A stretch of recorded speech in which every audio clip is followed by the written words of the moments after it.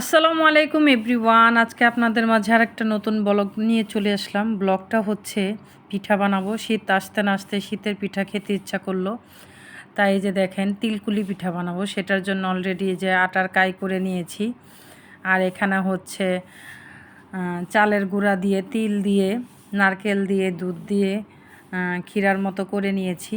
আর এদিকে হাত দিয়ে বানিয়ে ফেলছি তিলকুলি। কারা কারা এরকম পিঠা পছন্দ করেন অবশ্যই কমেন্টে জানাবেন। এটা অনেক সময় বেলুন দিয়ে রুটির মতো করে বেলে তারপরে কেটে কেটেও বানানো যায়। আমরা হাত দিয়ে বানিয়ে ফেলছি, আর সাথে কিছু রুটিও বানিয়ে ফেললাম, কারণ আমার ভাই খেতে চেয়েছে, তাই একটু রুটি বানিয়েও ফেললাম। আর কার কার এই পিঠাগুলো পছন্দ অবশ্যই কমেন্টে জানাবেন। আর পিঠাগুলো দেখতে দেখেন কেমন হয়েছে, খুবই সুন্দর। আর বানানো খুবই সহজ, আপনারা খুব সহজেই বানিয়ে ফেলতে পারবেন এই পিঠা। বাসায় করতে বেশি কিছু লাগে না, অল্প কিছু উপাদানে হয়ে যায় পিঠা। যাই হোক, পিঠা বানানো শেষ, এখন আমরা ভাজতে চলে এসেছি। এই যে দেখেন ভাজা অলরেডি ডান। পিঠাটা খেতে যা সুস্বাদু হয়, যারা যারা খেয়েছেন তারাই শুধু বলতে পারবেন।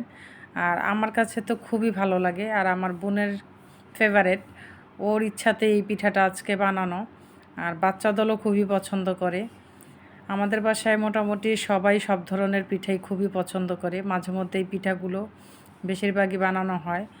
তো ভালো থাকবেন, ভিডিওটি ভালো লাগলে লাইক কমেন্ট শেয়ার দিবেন, পাশে থাকবেন। Thanks for watching my video.